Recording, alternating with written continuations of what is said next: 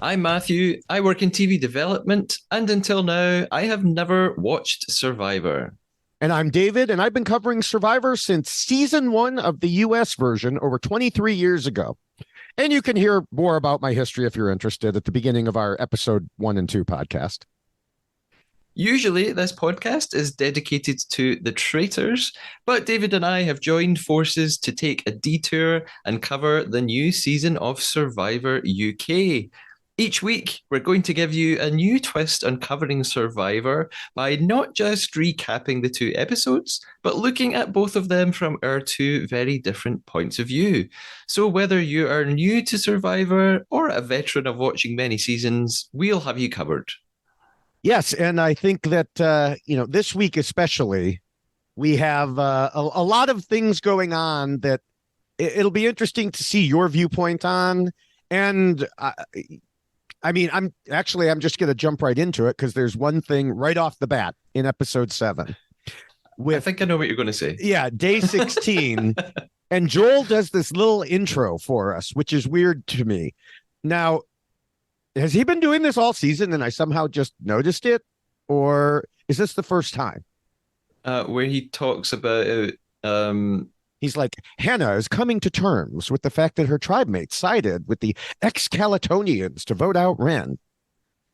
I normally skip the little recap section, so I have no idea. No, but this isn't the recap. This is like after his recap, he's like, and now we're playing Survivor, and then we're back on the island, and he's still talking. I don't remember him doing. I guess, if I would have, had time, I would have done my research, gone back to the previous episodes and checked. But it just stuck out to me so much in this episode that I don't think it has happened.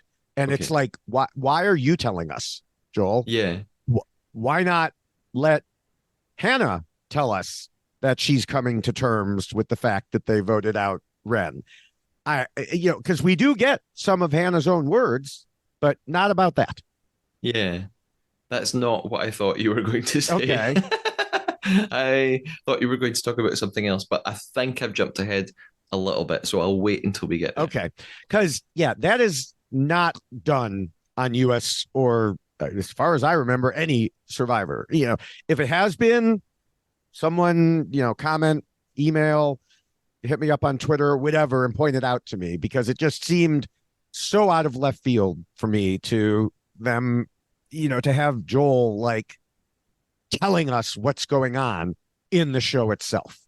And he does it several other times too. Yeah. Well, then if you noticed it and it is new, I wouldn't be surprised if they have, Joel has recorded that very recently. Maybe, as the show is being broadcast, maybe they're thinking about how it's been received. They're looking at viewing figures. They're seeing what works, what doesn't work. Maybe it's just a method. They think, right, but we still want new viewers who are not going to go back and watch the first 6 episodes. How can we get in people? Maybe it's just an attempt to catch people up as well as the little recap. Right, we'll have Joel do a bit of narration. Let's get Joel in. Joel record some extra bits of ADR for us. I don't know. It's possible. I don't know. It's very strange to me. It's probably not as strange to you, but it's very strange in the context of Survivor to me. Okay. So anyway, moving on from there, Ashley tells Hannah that if there was any alternative, she wouldn't have voted out Ren. She just didn't trust her. So there was an alternative. You just didn't want to. Yeah. It's not that there wasn't an alternative. There were plenty of alternatives. There were at least 3 from Calaton who were alternatives. You just didn't want to vote them out, Ashley. But with that said, she and Christopher want original LaNenna to stay together now. So it's like, we turned against you, but come back home. And meanwhile, the original Calatonians are happy to see this mini civil war. Yeah, that's like a running theme throughout the 2 episodes, I think. This, for some of the players, an almost obsession with the OG tribe. Yes. And I have questions to raise about it later, but it's definitely something I noticed that. Well, I'm calling it an obsession because I think it's a negative thing, and I don't I I understand the idea of loyalty and building up Mhm. friendships and alliances, but I think there's also a downside to being very obsessive about who you were originally in the tribe with, especially since there've been a couple of changes at this point. And spoiler, we know that for next weekend we're going to see like the Right. merge. So I I think some of them are too fixated on their their origin. Like Matthew has this phrase where he says that his blood runs orange. I think Yes. Matthew, you should see someone about Yeah, I thought that that. too. I'm like, Yeah, medic. calm down, Matthew. And it is fairly typical in Survivor that whatever tribe you're originally on, that is where your loyalty is. You know, you're with Yeah, them for the first however many days, and you are loyal to them. And it's strange in a way because it's just random or how producers put you there, and yet now you're supposed to be, loyal till death to these yeah, people.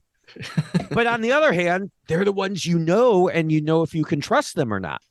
sure, Now, yeah, as we will see over the course of these two episodes, there is that issue of, well, just because we were on the same tribe, if we weren't in an actual alliance together, does that mean anything?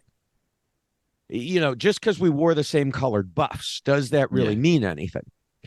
And in what's called New Era US Survivor, so it's Survivor 41 and on, there has been a lot more mixing. And a good chunk of the reason for that is because it's a quicker game. It's only 26 days. You're not with the original tribe as long. It's only 6 players per tribe. So there's mhm, 3 tribes. And there's been just a lot more of this cross tribe stuff going on until this season. And this season, the person who was just voted out of US Survivor, when she did her exit interviews, said, yeah, I didn't expect all the people from that tribe to stick together because it just hasn't been done for the past 4 seasons. mhm, And now here they are doing it, and it surprised me. And so I think a lot of it is a factor of who you really feel you can trust. yeah, And Leilani, who we'll get to, Leilani's loyalty is the most ridiculous. And we have talked about this in a previous, podcast at least. She was voted out. And still she's like, I am loyal to them till death, and it's like, yeah. They didn't want they you. voted you out. I understand maybe one of them was her friend or even 2 of them, but they would have sent you out of the game if it hadn't been for the twist. So I I, mean, I guess she's just telling herself. Am I right? Am I misremembering this? When they voted that episode, they knew that the person they were yes. voting out wasn't really going home. So I guess she's convincing herself, oh, they didn't want rid of me. They wanted me to be a spy. Something like that. Like, Yeah, I thought they did not a great job of being convincing in that way, but apparently to her mind, they were brilliant. yeah, uh and I think you're right, she's convincing herself, like, my friends would never vote me out, therefore it must yeah, be.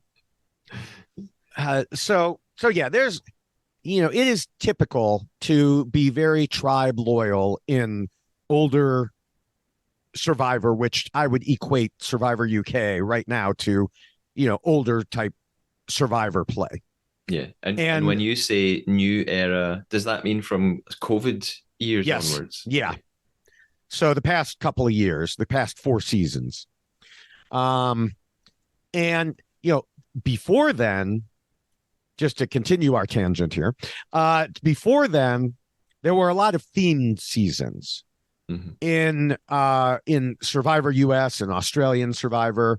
And so you could have something like brains versus beauty versus brawn. And or you could have, the strangest one was heroes versus healers versus hustlers. Yes, exactly. And if you are on a themed type of tribe, it kind of names you. Yeah. Another one, David's versus Goliaths. Okay.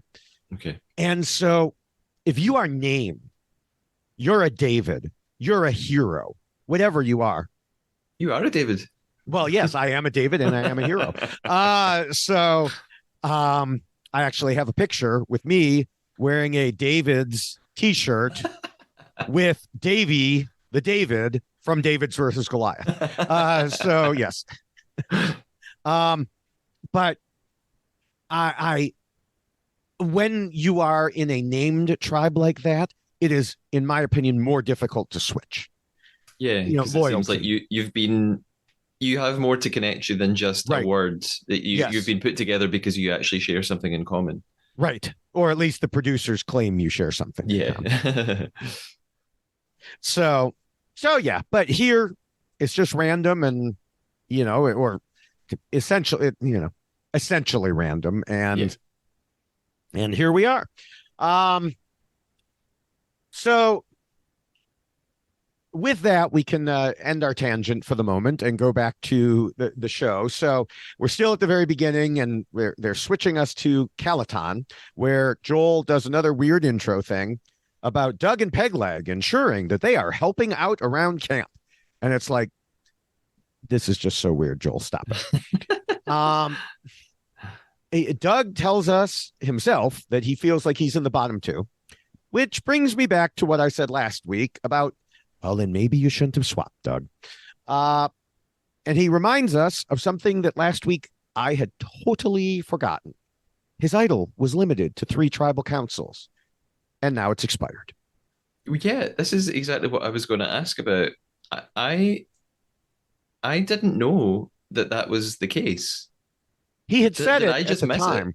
Yeah, you must have missed it. We actually discussed it a little bit. Yeah, I remember us talking about, but I thought we Mhm. were just talking about it theoretically No. from US Survivor. I didn't realize Doug, it had been explained to Doug. So I was Hmm. at this moment I was taken aback. I was like, oh wait, what? So it's done? Oh, that was came to nothing. Okay. Yes. Yes. It came to nothing for him. It got Ren voted out, or it helped to Well, get yeah, Ren yeah. voted out. Um, So, to my mind, as we're watching at this point, without jumping ahead, that makes it even worse that he swapped, and further worse that he told Pegleg about it, because at the time they showed Pegleg being like, "Oh, now I don't know if I can trust him," and of course, all that's been erased now. It's like it didn't Yeah. happen. Yeah, yeah. And so, yeah, I didn't understand why he did it. I do think, spoiler alert, as we move forward, I do think we get some hints, and I'll mention those when we get to them. Um, but with all this, it looks like Lawrence and Shy may save him because they're looking for a way to get into a better position themselves. And they think it would be a good way to get rid of Jess, who is close to Nathan and the Calatons who swapped to the other tribe. And the thing is, if they do that, they think Nathan would be very upset. But Lawrence figures, Nathan will be upset at Shy. So I'm okay with that. Um, um, Shy approaches Pegleg and Doug to, kind of plant this idea with them. And with that, they get tree mail and the tribes go to the reward challenge. Now, Doug has, to my mind, an interesting reaction to seeing that Ren was voted out. I thought he'd be upset, but he laughs and says, wicked.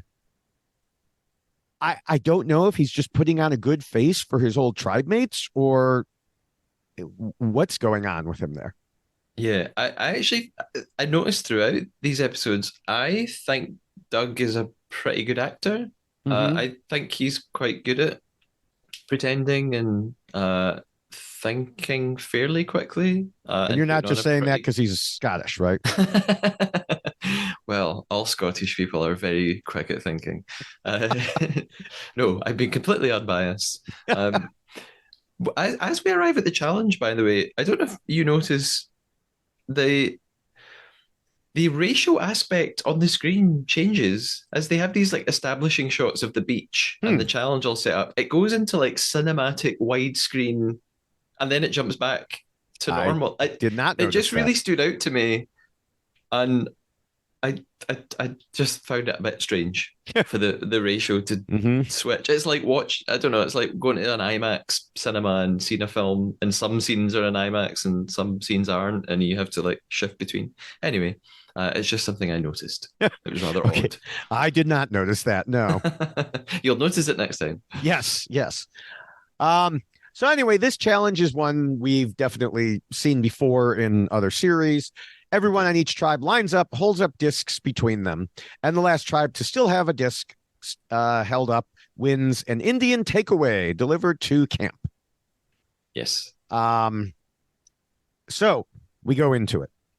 Nathan and Shai immediately put down the disc between them to relieve some pressure so they can each concentrate on the other side. Yeah, I was very confused by this. I I kind of understood it a little bit more as time went on, but Mm-hmm.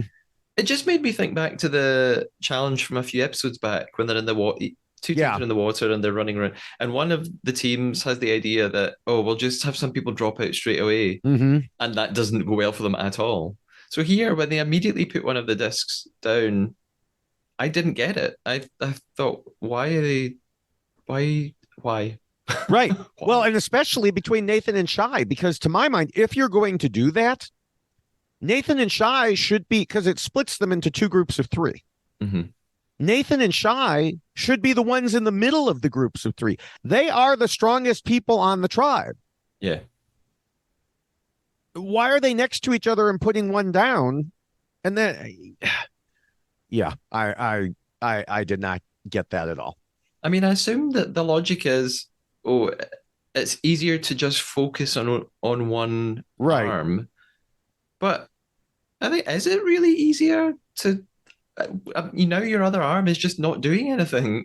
So Yeah. I'm I not mean, sure. I think it is easier, but again, those are the two who should be literally bearing the most weight. Yeah. Yeah. Uh, Strange. so yeah. Um, so anyway, on Lanena, Leilani was on the end and she drops, so she's out. Then Jess on Calaton can't do both sides anymore, so she drops and Doug is out. And then as Jess is trying to adjust, she kind of stops paying attention and is out. Hannah drops so that Tanuke can focus on just one disc. And then after over 50 minutes, Shai is out, supposedly so Lawrence can focus on his disc with Pegleg. But I think that was an excuse and he just couldn't keep going himself. He's like, yeah, I'll get out so you can focus over there. Uh-huh. Okay, sure. Um, about 20 minutes later, Lawrence wants Pegleg to adjust, but they don't seem to be communicating very well. And Pegleg's like, no, I don't want to go down that low. No, no, Yeah. no, adjust. And then it just ends up slipping, and that's the end of it. And Yeah. so Lanena wins, and they head to the Indian takeaway and stuff themselves. Yes. It looks delicious. There's a shot of Ashley, and at that point I wondered, how the hell is Ashley still here? Ah, She has, there have been at least two challenges that she's sat out, possibly even three.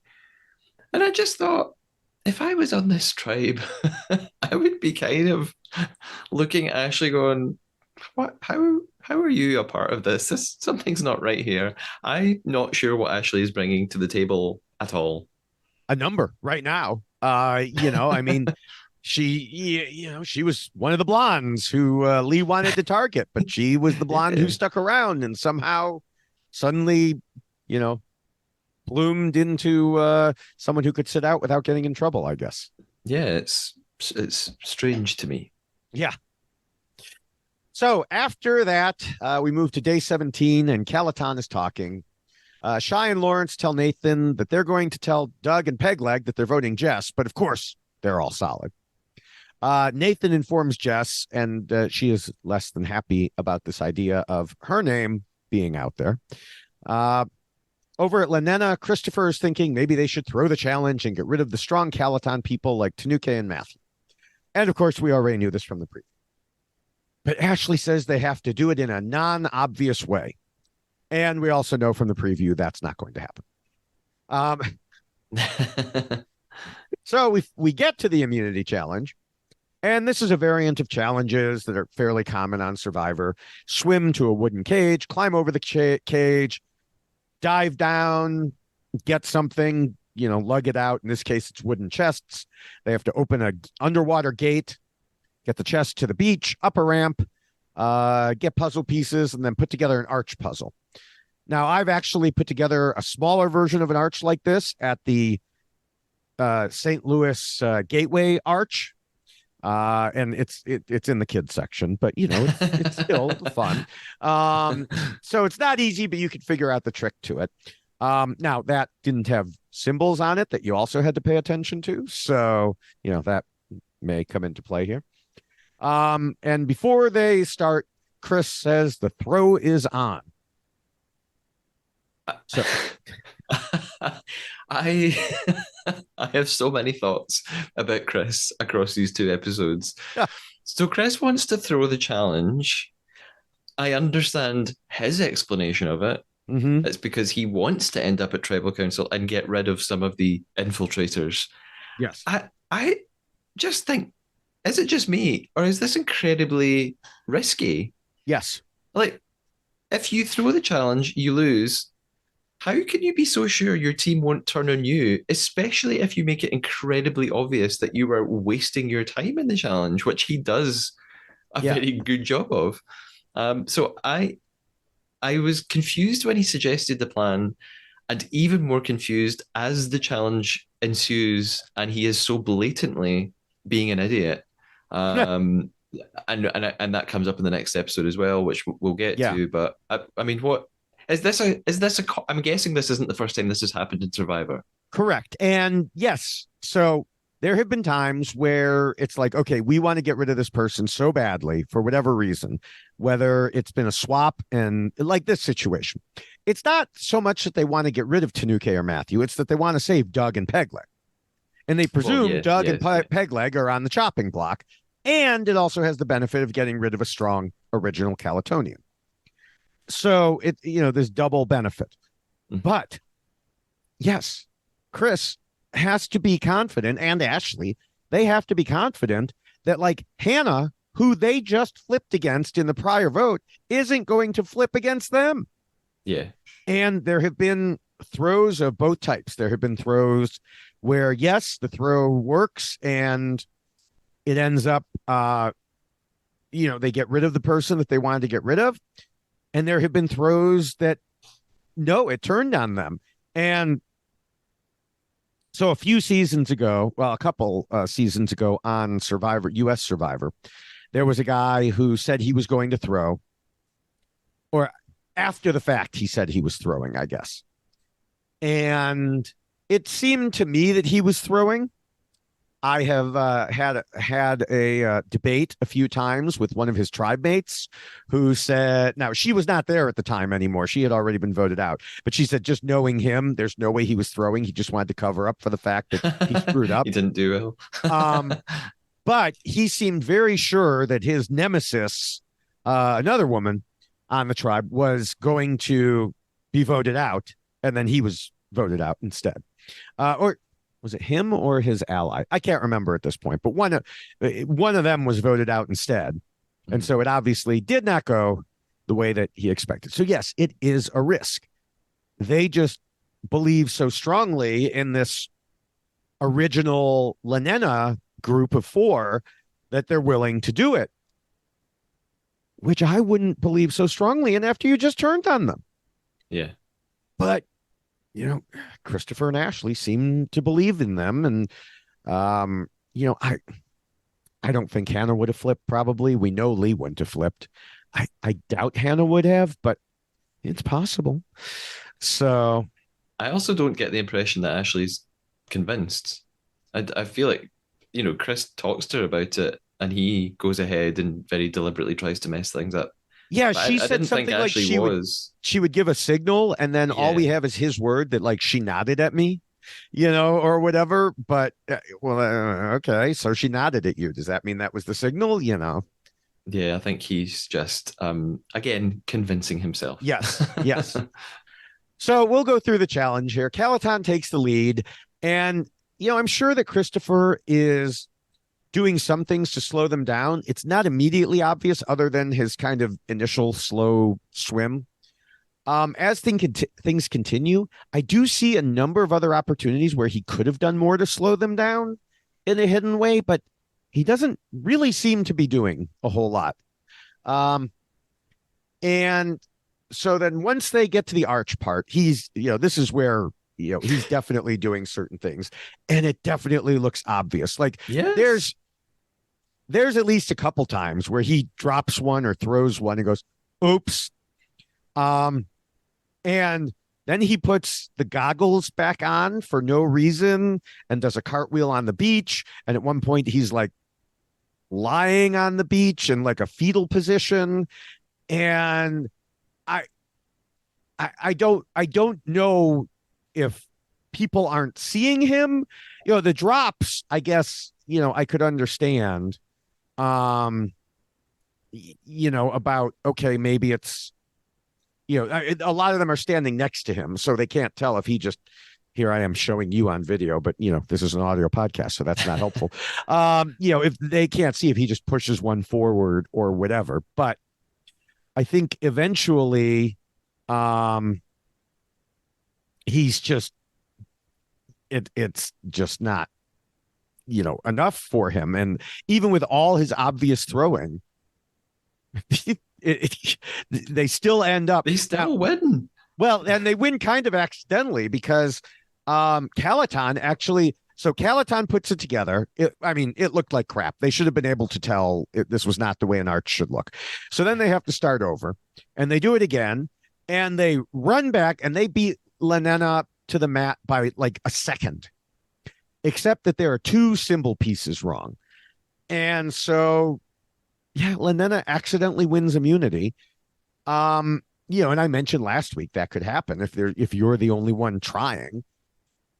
I do think he could have tried even more, and yet somehow, because nobody noticed, like nobody said anything, nobody noticed. How do you not notice the guy in goggles doing cartwheels? Yeah, I couldn't tell if they were all so engrossed in what they were doing that they just weren't really paying attention, or it's just British people being British and being polite and thinking Chris is doing something really weird and annoying right now. We just won't say anything. Yeah, Um, but it just made me. I found it infuriating, especially because he hadn't shared the plan with anyone but Ashley. So I really just thought if I was on his team, I would be furious, and he would just be my number one target at that yeah. point. I just would be thinking the next time we're at tribal council, his name is going on a bit of paper.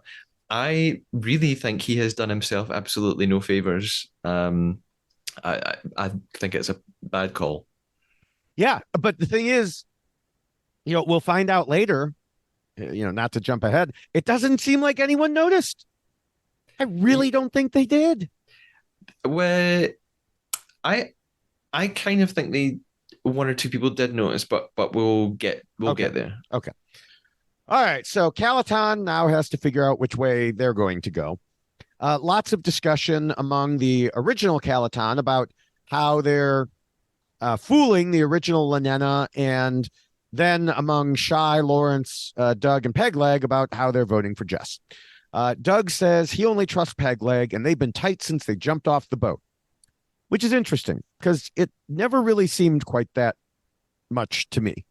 Um, And and like you said earlier, they've kind of bypassed what happened in the previous episode, or maybe it was right, two episodes back with the idol and yeah, Pegleg being annoyed that Doug hadn't. That's now just erased. yeah, yeah. And so, maybe that's why he was willing to swap, because he knew two of them had to go, and he didn't want to separate himself from Pegleg. Yeah. And so even though we saw him being close to Ren, he was tighter with Pegleg all along.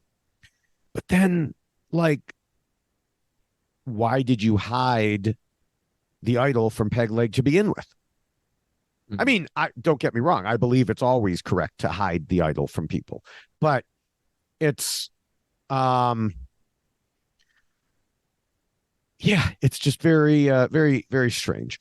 Um, but again, maybe it helps to explain why the swap took place the way it did. Yeah.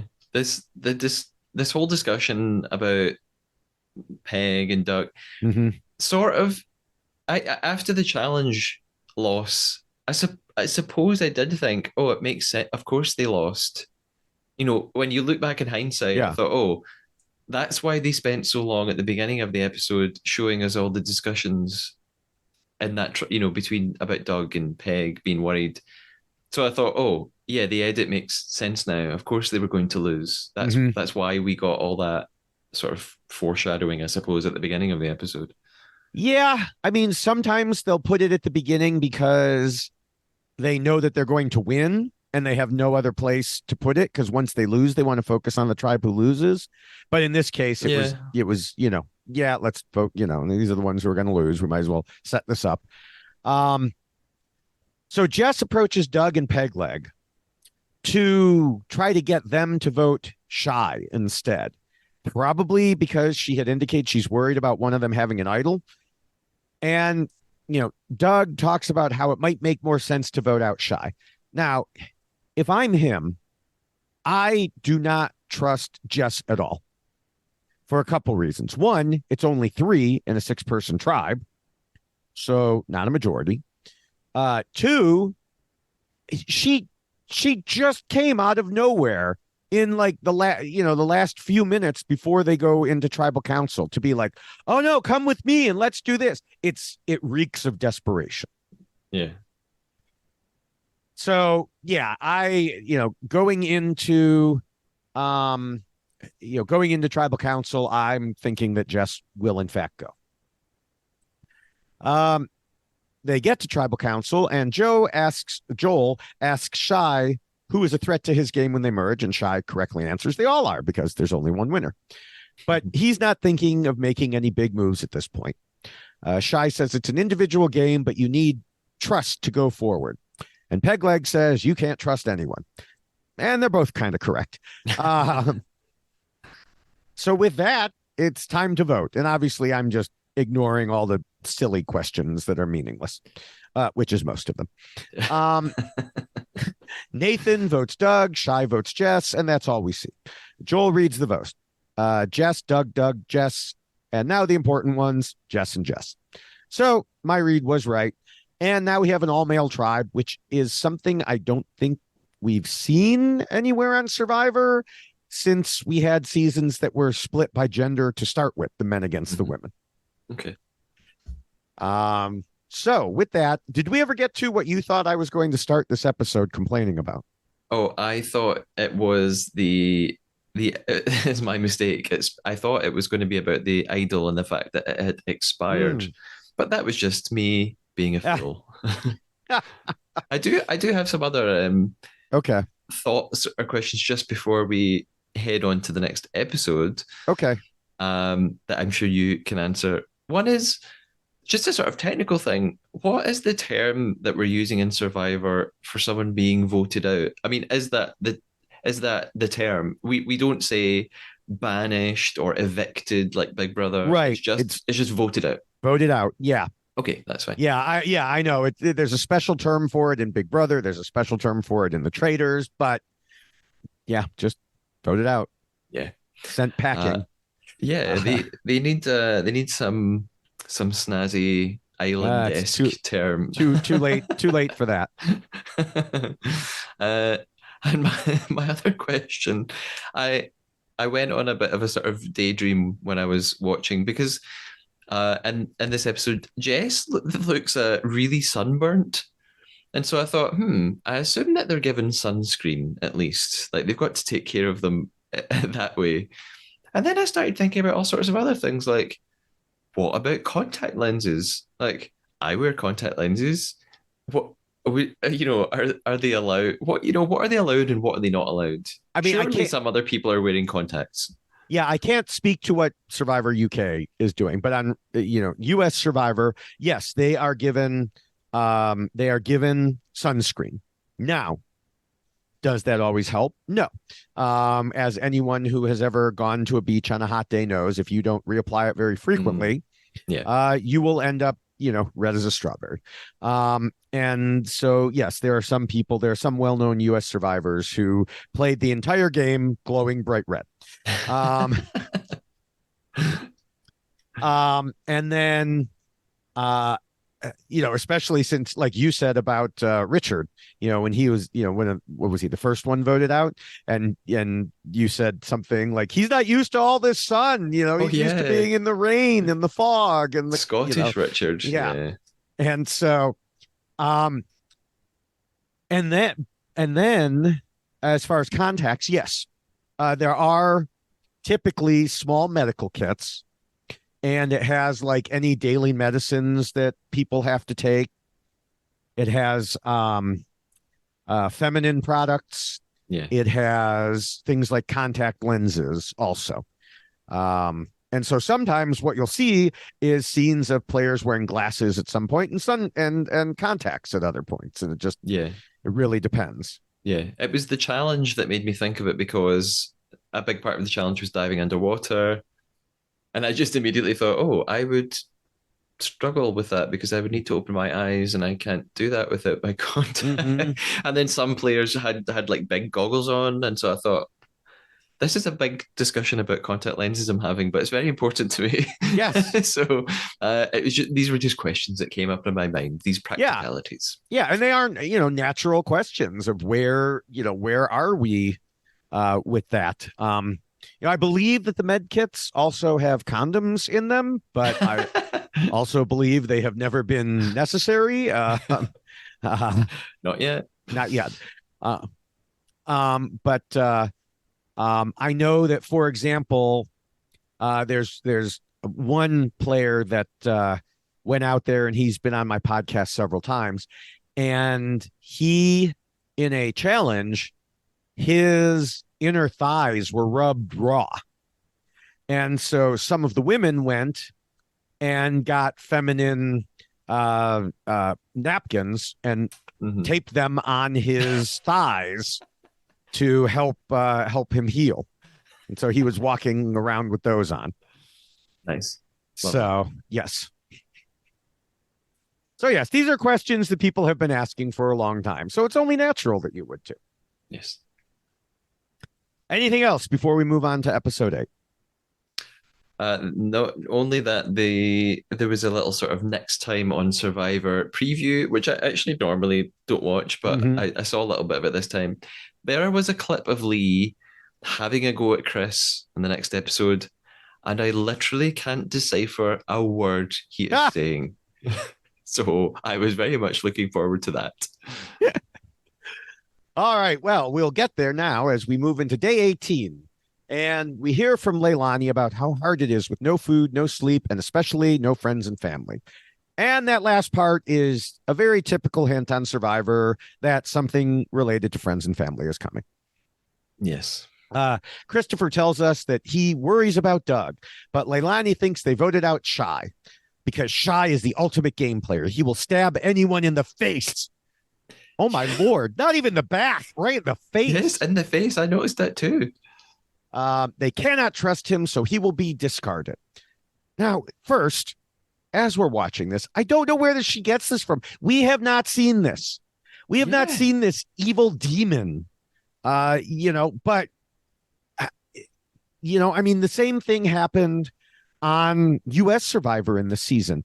There was this small young woman, and they talked about her like she was a monster from hell. She will literally sneak up on you and cut your throat. And we're watching this like she's a YouTube singer. She's not Freddy from the Friday the 13th movies. What is going on with people? So people just get these ideas in their head. Yeah, I noticed this too, and I mean, is it simply the fact that he seems like a very quiet, introverted person? I mean, is that enough to make people think that he's a horrible guy? But moreover, I sort of thought, well, do you hate him because he wants to win? Don't you all Yes. want to win? Yeah. And No, I when mean, when yeah. she says no, he'll backstab everybody, I thought, well, you can't backstab everybody. You you can vote somebody out, and then maybe you make an alliance with Hmm. somebody, and then you go back on that later on. But he's not backstabbing everybody all the time. Everybody's doing the same as everybody else. You're voting in secret. You don't know.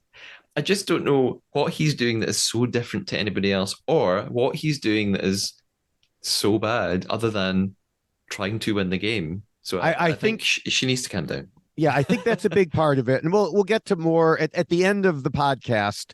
I looked at their BBC interviews, and I think there's some information um, for from his that will be informative. But a Okay. lot of it is he's just been vilified since day one, and once someone is on the outs, people just vilify them even more and more, and that's the way these games work. It makes them feel better about getting rid of them is to build them up into some horrible person. And yes, I think a lot of it is he's playing the game. And as we have seen and talked about, Leilani is clearly not playing the game. Yeah. She is playing happy fun time. And so, I, yeah, I just, you know, I don't know fully where she gets it, but, um, but again, she continues to ignore that her own friends voted her out.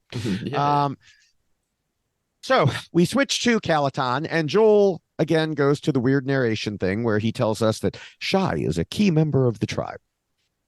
Okay, thanks, Joel. Um, Doug tells us that the previous tribal council was absolutely critical to the rest of this game. I mean, yeah, you were the target otherwise, Doug. So you wouldn't have had a rest of your game if it weren't for Shai and Lawrence. So, yes, it was critical. I agree. Um, but Doug and Pegleg still don't trust those two, and they want to get back to their original Lenana allies. Nathan feels pretty down, so they were worried about him like coming at them strong, but no, he just kind of depressed. He's surprised at the depths people will go to in terms of lying in this game. Hey, Nathan, welcome to Yeah. Survivor. Yeah. I wrote this down too, that he's similar to Leilani. He's sort of shocked that somebody would lie. And I Yes. think that's why are you shocked by that? This is what you're here for. Yeah, I just before a little before we recorded this, I actually posted this clip on my TikTok and on Twitter, and Shy liked my tweet about it. So make of that what you will. So um, now, as I expected, when we heard Leilani talking about missing family, they find letters from home, and they have weepy moments as they read the letters to each other. Among the stories that we do hear that I'm going to actually mention, because most of them, while important to them, not so much important on this podcast. We hear from Lee about how he lost his brother and his mother, which finally humanizes him compared to Yeah. the kind of cliche that we've seen of him up to this point. Yeah. I have quite a lot of thoughts about this section actually. So it takes up a huge chunk of the episode. It takes up Mm-hmm. about 22 minutes of this entire episode. At at first, and I want to know your thoughts on this too. At first, when these messages appear, I sort of rolled my eyes and thought my instinct was we're only halfway through the season. I have this sort of same Mm-hmm. reaction on Big Brother, for example, shows where it, in my experience, it used to be the case that letters from home would arrive right towards the end of a season when they've been there for weeks and Mm-hmm. weeks, maybe even months. And now the in on UK TV anyway, that seems to have changed and they've brought it forward so much. Anyway, I immediately thought they've how long have they actually been here? What like 2 or 3 weeks? I mean, I don't mean to sound cold, but I thought Yeah, how I mean, much it's could they day really be 18, missing so two home? and a half weeks, plus they probably had a week of downtime, at least, that they had to leave and Yeah, become acclimated, travel, become acclimated, make sure to go through COVID, whatever COVID protocols are still in place and yeah, things that's like true. that. But yeah, I'm so used to I I think these sort of things should happen much later on in a series. However, and I was going on a rant in my mind 3 minutes later, I'm then hysterically crying at these stories, going, "Oh, it is so sad and awful. Oh, there's so many deaths. I feel for these, but I feel so bad." So, I mean, it worked. It Yeah. did what it was supposed to do, Yeah.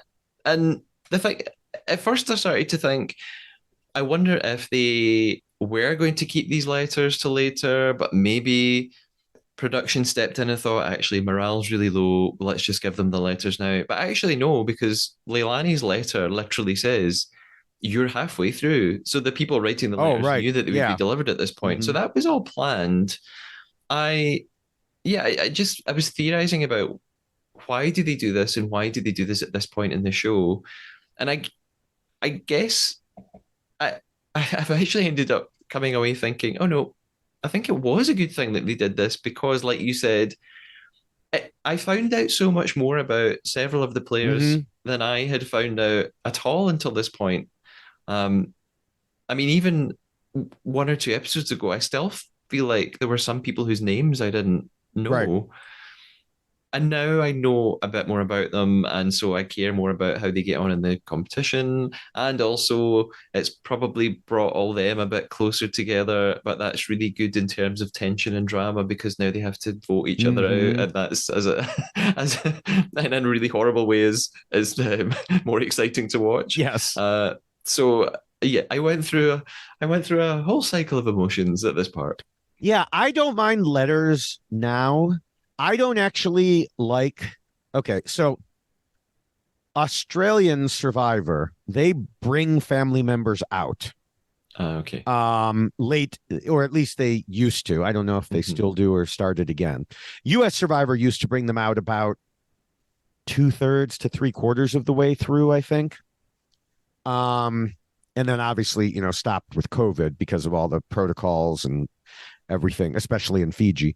Um, Australian Survivor would bring them out like for the last challenge. Like, here are the final three, and here's your family going to watch you doing the last challenge.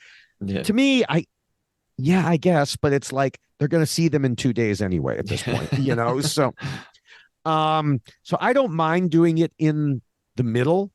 Something like a show like Big Brother, where the whole point of it is to be disconnected Mhm. and just have this house for a long period. I don't mind not having any outside contact. Although Yeah. in the US version, the person who wins head of household each week gets a letter from home. Okay. And sometimes on US Survivor, usually on US Survivor, these letters come as part of a prize. So they would have had a challenge, like a reward challenge. And let's say they had, another takeaway meal. Um, and then they would have gotten there and found, oh, look, there are letters. So only one tribe would have gotten it. So it kind of heightens the stakes a little bit. But here, I guess, first season, they want to, play nice with everyone. And so they give everyone the letters. Now, like you said, we learned a little bit more and, it finally humanized Lee. And that feeling about Lee lasted, about, 2 minutes because after sharing all their emotions, we get to the part where Christopher feels like he has to tell his allies that he tried throwing the last challenge. Yeah, I And, my notes just say no in big yeah, letters. yes. Why does he feel compelled to I, tell them this? I don't know. I don't know. It's like, it's again, this feeling of, we're so close. I can't lie to them. Well, yes, you can. Yeah. Stop it. Um, and so yeah, I also immediately knew it wasn't going to go well, especially with Lee. And hey, guess what? So he calls out Chris for not telling them, and because it still didn't work. And then he lectures him on how he should have done it. Now, that was not the reason I thought Lee would be upset. I thought Lee would be upset because of honor and integrity and high morals. But no, he's upset because you did it wrong. Um, and so, and then he just spirals from there. Like it just goes completely out of control as he lectures Chris, and Chris is sitting there getting more and more annoyed. And eventually, at the end, they seem to get to the point where they agree they'll throw it as a group. right when it would be riskiest to throw it as a group because Lee and Chris are so pissed off at each other. Yeah, although I'm a little bit surprised at your reaction. I'm surprised at myself because I'm actually on Lee's side here. I found Chris incredibly patronizing in this Oh, conversation, wow. and I understand that the Lee Is Lee that this only the because he was the only one you could understand in the conversation? no. Eventually, I could understand 90% of what Lee was saying, Okay. um, and and the others were saying, "Oh, Lee just kept going on and on, and Mm-hmm. yeah, he was sort of spiraling, and he lost his temper a bit." But I kind of understood him losing his temper. Like I think I'd be really annoyed as well. But I found Chris patronizing, and Chris says this really ridiculous thing. It cuts to his interview, and Chris says, "I think the reason he's annoyed is because he wasn't in on the plan." Yeah, Yeah. yeah, that's why he's annoying. Like that's not a revelation. That's incredibly obvious. We got that, Chris. Thank Yeah. you.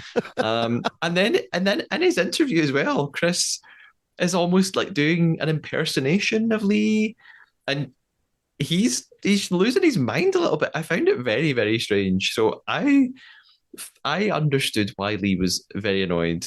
So I actually found myself on his side here.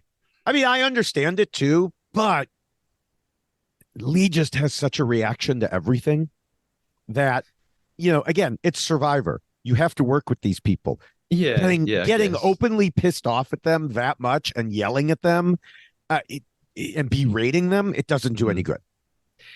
Yeah, that's true. And I guess somebody could have made. I also thought somebody could have intervened a little bit and said, "Right, guys, let's just cool it I off think and both of stop." them were like, I don't They want to get kind in the of, middle here. yeah, I guess everyone just sort of sat around and watched Yeah. the two of them have at it. So, yeah, it was, again, Chris could have avoided the whole thing by not telling anyone. Exactly. Um, and So, one more thing is that, and I've wanted to mention this every episode, and I'm going to mention it now. Before they go to a challenge, Lee does this pep talk thing where mhm. he like gathers them round and talks to the troops. I know I just said I was on Lee's side a minute ago. I hate these pep talks. I find it so annoying. Like, I mean, I'm not a particularly rebellious person, but I, if I had to stand and listen to Lee try and rouse me for battle, I just would want to walk away. Lee, Yeah, I don't need you to make me want to win the challenge. he is not the first to do that, and I have the same kind of eye rolling reaction to it. Also, it's just, you know, it's just like, sure, okay, yeah, go team, yay, Yes, thanks. thank you, Braveheart. Yeah, yeah, freedom, Exactly. immunity. Um, Now, so that yes, so they go ahead to the immunity challenge because, and just so in case anyone's listening and saying, "Well, wait, they skipped the reward challenge." Well, they all got their rewards; they were the letters, so there was Yeah, no challenge. yeah. Um, and so Calaton walks in, and Leilani is very upset that Jess is gone. Tanuke isn't happy either. Tanuke says she loved Jess.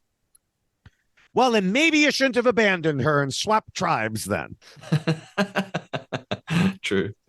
You know, Leilani says Jess gave everything, and she's a great person, and there was no good reason to vote her out. Uh, Leilani, can I bring up a suggestion called strategy, the game? But those Yeah. things seem to be foreign concepts to Leilani and some of the other players there. So the challenge is a classic. Each person stands on a narrow perch with one hand above them attached to a barrel of water. If they move too much, the water dumps on them and they're out. The one change is this whole guide rope idea thing. To my knowledge, they've never had that before. Um, Yeah. And I noticed that not everybody used it at first. So they were yeah, obviously given it as an option. yeah, he But yeah, said some of something. them, Yeah, he said you can use it. yeah. I don't know why you wouldn't then. I mean, it looks like it's helping you out a little bit. So I don't know why they Maybe didn't all just take it. maybe you don't want to rely on it and then have to drop it and I then guess, lose your yeah. balance that way. Yeah, sure. Um, so these perches seem smaller than the ones that I'm used to seeing, but I mean, that's hard to tell. Um, I actually prefer this as an individual challenge, which is the way it's usually run. And you Mhm. could tell because it is individual, Yeah. but I don't like tribe challenges that are dependent on a single person to save them. Hmm. Um, and the doing it as an individual challenge has played a big role in saving some people in US Survivor. One of my favorite players in Survivor All Stars, Sheehan, was saved this way. She knew she was the target, and she was the one who won this challenge, and they couldn't vote her out. My Why Blank Lost podcast co-host came in second in this challenge on her season when she felt she really needed it. Now, she wasn't voted out right afterwards, so she didn't need it quite as badly. But unfortunately, sometimes by coming in second in these challenges, it highlights how good you are, and then people want to target you later. Um, but anyway, they ran it as a team challenge, and it wasn't much of a challenge because Shy dropped out, and then Ashley, and then Pegleg, and then Doug, and then Nathan, and then Lawrence. And so, just like that, Lennon wins. All that testosterone did not help them balance. Yeah, I found it a little bit underwhelming, especially compared to the challenge in the previous episode. Like that was so physically intense and Mm-hmm. had different parts to it. They had to go into the water first and Right, get the chests and bring them back on shore. And whereas this was sort of very, very straightforward, one right, simple task, last as long as you can, and it didn't last that long. right, So yeah, it just felt so much more simple than the previous episode. So I didn't have much to get right. excited about. Yeah, Um, I like having a variety of different challenges for different skills, but again, I would prefer it if they would have left this until the individual portion of the game. yeah, yeah. Um, I did, rely on Leilani, of course, to make a comment because, I've uh, made a note and yes, I've written Leilani did something I think David hates. yeah, and she's just like, and she pointed out, well, Jess is really good at balance. Just saying. Yeah, Way to make friends and influence people, Leilani. She really just is not playing this game at all. yeah. She just sort of went out of her way to provoke them there, and I yeah thought it was a little bit foolish, a Yeah, bit short sighted. yeah. So the Calaton guys go back to camp and we hear from Nathan. He says, I think Shy is conniving, backstabbing, dishonest, disloyal, and then says all the other disses. Um, so again, with these attacks on Shy's character, he wants to get Doug and Pegleg on board because Shy isn't a man of his word, says the guy who was in an alliance without Shy for the whole game. But Shy's the one without, I guess that's because he never gave his word to Shy, so that makes it okay. Um, the three original Calaton supposedly debate targeting Doug versus Pegleg, and decide if they get rid of Pegleg, there's a chance Doug will work with them while the reverse isn't true. But after that whole conversation, Nathan isn't buying it and says that Shy and Lawrence will do what's best for Shy and Lawrence. Again, yeah, that's kind of the point of the game. Yeah, I found the discussions so awkward here because there are only five of them, and whoever you're talking to when they talk in twos or threes, you're kind of always talking to someone knowing that the other person is probably lying. Like Right, I mean, right. there's so many just sort of very obviously false Mm-hmm. conversations that it just feels uncomfortable. Yes. Yeah.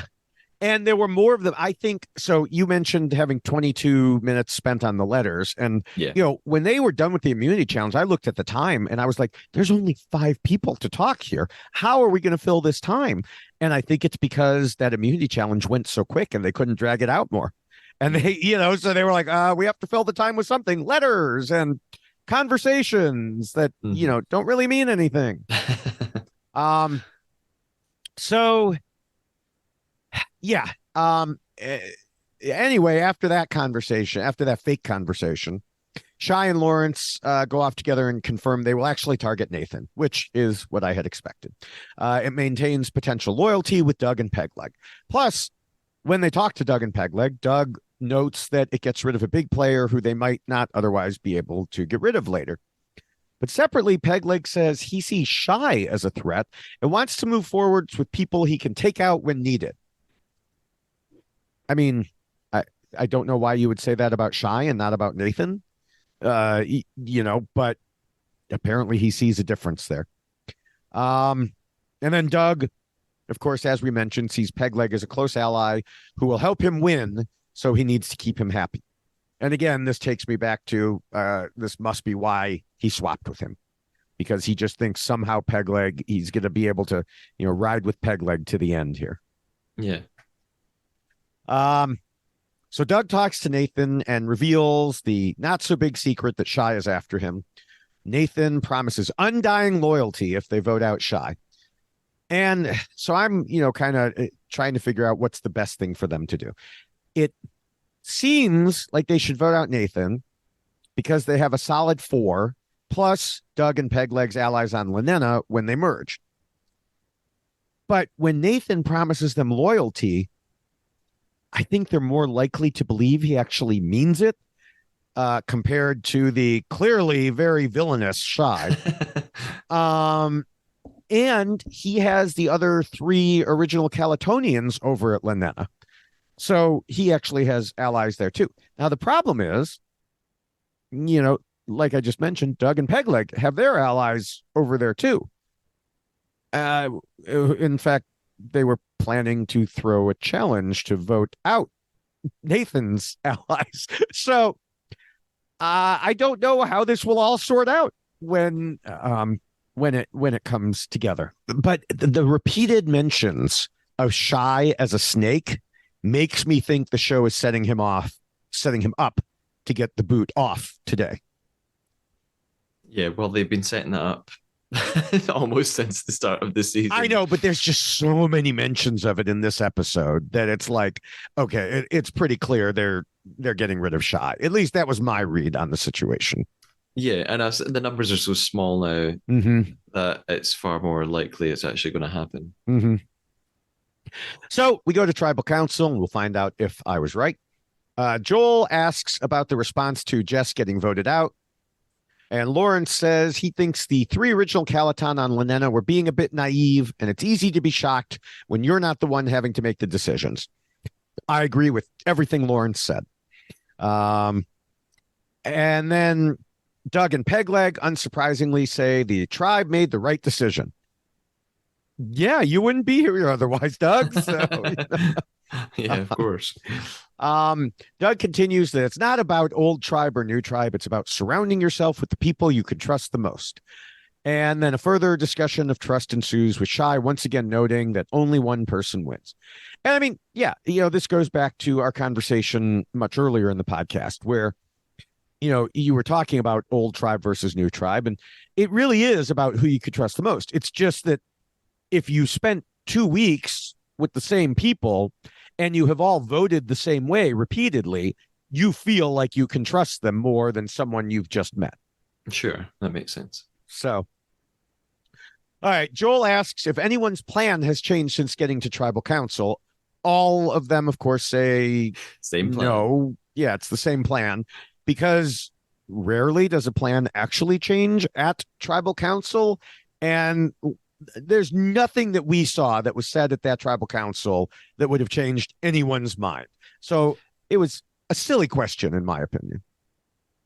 Yeah, but it also made me think, even though they're all saying, oh, same plan, I'm sticking with the plan, same plan, I thought some of them think that their plan is something that it isn't.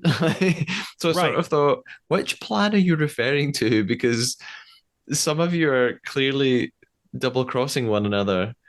And what I thought is, you really ought to have a secret code tribal council, you need to have some sort of word or gesture, probably a word you're going to Hmm. use to indicate to someone in your alliance that you're going to do what you said you were. I think you need something to let the others know you're still about to do what you promised you would do. I just feel like saying yes, I'm sticking with the plan doesn't necessarily, and it clearly, I'm right because Yeah, right, Shy and Lawrence think one thing is happening right. that is not I mean happening. that's always the case. And the thing is, even if you had a code word, it would still work that way. But it's funny because there have been historical situations where historical in previous Survivor situations where like they have told someone, like, we're going to pretend that we're voting you out.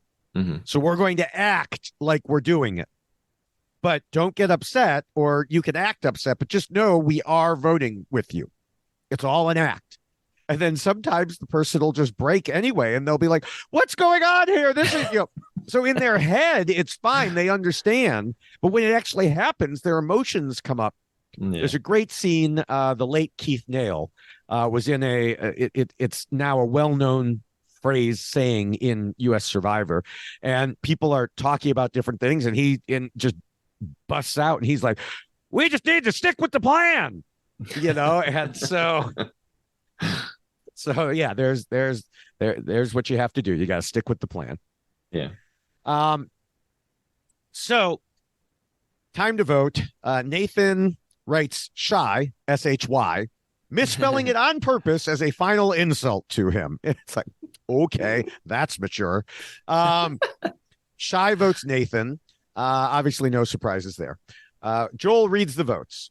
Nathan, Although shy, shy, before shy. Joe Oh, reads them, he asks, as he always does, if anyone has an immunity yeah. idol. And I just thought, no one has used one all season. Is it just, and I know I'm used to Survivor, but I thought, why haven't you given them more opportunities to find idols? Like they've only come up in one episode. Well, It just seems like such a if Joel's gonna ask about it every episode, can you not give them some more to well, use? the funny thing is, I am fairly well known on my other podcast for being against an overabundance of idols and advantages and twists. So, and this is a very what people would call old school type season. I think that they probably don't want to confuse the new UK viewers too much by inundating them with a bunch of idols. The other possibility is that they're out there and these players just haven't found them, and that's why they're not Yeah, talking about them. and am I misremembering? Doug and Ren knew about the idol in their tribe, Mm-hmm. and Doug found it. Mm-hmm. Did the other tribe? I think it was Lawrence on the other tribe. Did anyone ever find the other one? No, no, Okay. because he didn't get a clue, Yeah, yeah, yeah. and apparently, whatever hunting they've done has not led them to, and it's my guess is that they have all been looking and they just haven't found it. Because Okay. usually they won't show us if someone's looking and just hasn't found it Okay. because it's not important unless it's a situation where they know they're in danger. They know that they're about to get voted out. So they go look and look and look. Then they'll show it. But under normal circumstances, they probably won't. Okay.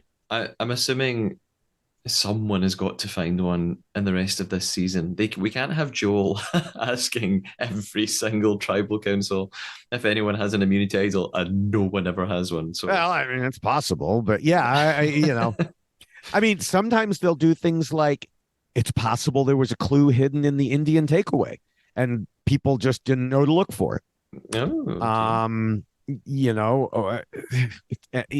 It's we don't know. We don't know what they've been giving them and what they haven't. Um, so yeah, like I said, Shy gets voted out. My prediction based on the edit alone was correct. Um, and then Joel says, "Nothing will unite a tribe like a common threat. But now that one's gone, who's next?" Yeah, but Joel, the tribe wasn't united behind a common threat. Lawrence didn't vote against Shy. Did you not notice that there were two votes the other way? So once again, Joel is trying to jam in something that sounds profound, but doesn't actually make any sense in context. Yeah, I mean, I I guess Joel's not actually writing these parts, and it's just been handed these strange platitudes and been told, "Read this, Joel. It sounds profound," and Joel goes, Maybe. "Okay." I mean, most of the hosts seem to make it up themselves or something. I don't know. I would think that Maybe he he's is. enough of an actor, comedy writer that he could, but He could maybe you're right. improvise. But it's Sure. like, yeah, it doesn't make sense. Stop it. All right. So next time in the previews, merge. So we'll find out Merge. how everything shakes out with Doug and Pegleg's Lanena allies, compared to Nathan's allies.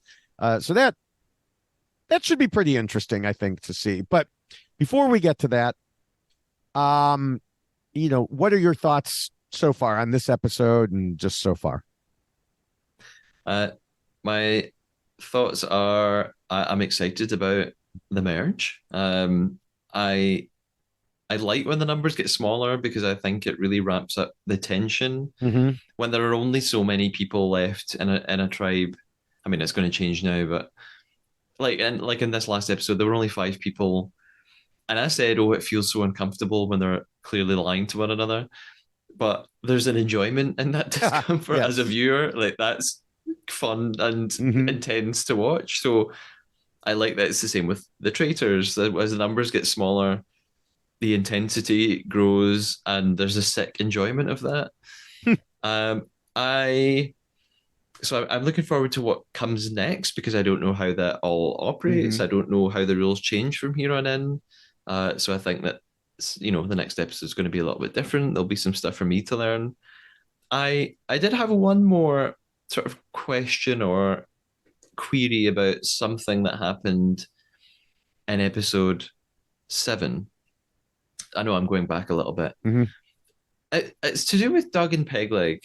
So in episode 7, it's Jess who ends up being voted out. And it came down to Jess versus Doug. We thought it was going Right. to be one of those two. And the feeling that I kept coming back to, and even in episode 8, was why was Doug the target rather than Pegleg? Yeah, it's interesting because in episode 8, they actually have a discussion and say we should get rid of Pegleg because Doug Yeah. might still work with us. But in episode 7, they didn't show that discussion that led to why they were supposedly targeting Doug. I'm guessing they thought he was a bigger threat than Pegleg. Yeah, that's the only conclusion I could come to. Is this, and that I guess that leads on to another broader question: is how much in this game do you try and get rid of people who are threats or who are physically very good at the challenges? I know that that seems Mm-hmm. counterintuitive because you want to win the challenges, but actually, is there an advantage of voting out really strong competition? Yes, especially as they near the time when they know the merge is expected. Mhm. It is not uncommon to start voting out those sorts of people. Um, and there's always this question, and it's still ongoing. It has it's not an equation that can be solved because it depends on the individual people of when do you target the threats, because it's kind of the reverse of what I was talking about a couple podcast episodes ago about when someone like way back when Ren was saying, yeah, let's get rid of these weak women, and it was like there's only two weak women on the tribe, and then you're next on the list. So um you know if you're someone who looks like a threat yourself, when do you want to start voting out the other threats? Because then it becomes a row of dominoes. Yeah, Like, okay, they voted out Shy. Is Nathan next? Now, in this case, obviously it was Nathan or Shy. So, of course, he wanted to get rid of Shy. But, this is something Doug is going to have to deal with because Doug himself is something of a physical threat, as well as a strategic one. And so he's going to have to negotiate that. Lee, perhaps, is, I mean, not the strategic part. Um, and so, yeah, they're going to have to figure out, okay, when do we vote out the physical threats without giving the non-physical threats the idea, hey, we should vote out you too. And so there have been various attempts to get the threats to work together and use each other as shields. Mm-hmm. The problem is they all eventually they all sit there and go, well, I know that you're going to turn on me, so I have to turn on you before you turn on me. And then it just starts moving backwards to the point that they all do it too early and they all get voted out of the game. Yeah. So we'll see if that happens here or if people like Leilani are not exactly paying close enough attention. Yeah. I'm going to make a very strange comparison that you're probably not expecting. Okay. It makes me think a little bit about RuPaul's Drag Race. Mm. So in the All Stars seasons of RuPaul's Drag Race, RuPaul does not decide who goes home. It's the winning queen of the episode who decides who goes home. And 9 times out of 10, they pick the weakest person. They pick the person who probably the judges would have also sent home. They pick the person who's not doing that well and isn't winning challenges. But sometimes the winning queen picks the biggest competition and they send home the threat that they think actually that person could beat Yeah. me if they make it to the final. And it's always a big shock. And people go, oh, I can't believe they just sent home this. And it's great TV, but it's interesting Yeah, it's playing the conundrum that game. you get to play with as a contestant. Yeah. Right. Yeah, it's playing the game. And, I mean, that's US Big Brother. The most recent season had its flaws, mostly that almost all the challenges were geared towards the same type of physical player. And therefore, he just kept winning over and over again. And they literally picked off, in order of who is most likely to beat me at these challenges and just picked them off one by one until they were left with, two older women in the house, plus this other alliance. And they're like, well, okay, I mean, you pretty much determined it here. And so, sometimes it really does just work that way. It just depends on your setup. And did it work? Did that player then win the season? Yeah. Okay, so he did what many of us thought he should not do, and he did not vote out his close ally, going from either final 4 to 3 or 3 to 2. He kept his close ally. He said, I just want to play loyal. And we were all like, yeah, you just cost yourself, $750,000 prize. And then people voted for him anyway. And it wasn't because of the loyalty. It was because, unbeknownst to either of those two, the other player had screwed up so badly in explaining his own game to the jury beforehand that they were like, oh, no, this, the guy who keeps winning the challenges actually is more in control and playing better. I'm not sure I would agree with that, but part of the game is not just playing it, it's explaining it. And this, the guy who came in second, he played an under the radar game. He was making a lot of moves quietly. He was playing a social game, getting in good with people. No one ever wanted him out. He was playing a better game, but then he didn't explain it to anyone. And in fact, some of his on US Big Brother, they say they give goodbye messages too. And the good players will say, here's why you're going. I did this. I did that. And they'll explain what they did in the game. And apparently his goodbye messages were absolute crap. And, the players saw that. And when they talked about it, they were like, no, he's not doing anything, even though he just didn't explain it well. So lots of people made lots of bad decisions that resulted in, to the answer to your question that you asked like 5 minutes ago. Yes, that guy ended up winning for that, Okay. So, all right. What about other questions? Otherwise, I have a few thoughts here before we wrap up. All of my questions are now answered. All right. I'm satisfied. Okay. Well, last week I had criticized Doug for his decision, and I did continue that at the beginning this week. Mm. I'm back to seeing that he realizes what he's doing. I still think it was a huge risk. Yeah. He could have easily been voted out in episode 7, but based on just seeing how he's playing, maybe he saw something that made him realize that there were cracks with Shy and he could make use of those. That's, and we already had talked about how, he wanted, I think he wanted to stay with Peg Leg. So, Doug, sorry I questioned you. Now, I mentioned earlier that I looked at the BBC post-game, pre-game interviews, Yes. that weird combination interviews for Jess and Shy. And I was not surprised by what I saw for either. I had figured out that Shy knew Survivor, and I was right. In fact, he called himself a super fan who watched the U.S. show as a child, and then caught up on most of the remaining seasons. So he had a strategy to lie low early and try to seize control in the middle, which didn't happen. Now, this is the part where having it post-game, but showing it pre-game is a problem, because then he added, which it turns out is much easier said than done. Oh. So his interview kind of gave away that he did not succeed in that. Yeah. Which is why you shouldn't do it that way, BBC. But again, I read it afterwards, not before. So yeah, he was a gamer. He was out there playing the game. And my suspicion is that he, just rubbed some of these non-gamers the wrong way. Yeah, I get the impression, and again, it's difficult to tell as a viewer, but maybe he got so caught up in tactics and thinking incredibly logically about it. Maybe he just kind of forgot to be warm and to actually get on with people and form friendships, or at least fake friendships. Yeah. That seems to be what was missing.